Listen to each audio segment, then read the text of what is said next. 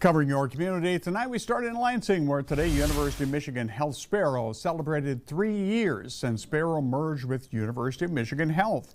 The merger officially took place back on April 1st of 2023. The partnership created a $7.8 billion organization, making it the second largest health system in Michigan with more than 200 care sites. Hospital President Margaret Diamond talked about what she believes to be the secret to their success.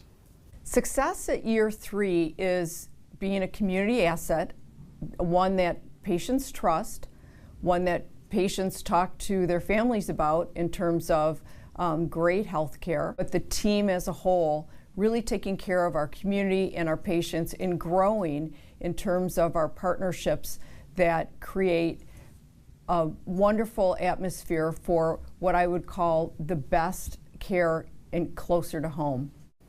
Diamond went on to say that over the next 2 years, they hope to see more specialty service lines while also seeing more faculty come to Lansing to practice, and they hope that patients can be more satisfied with overall care.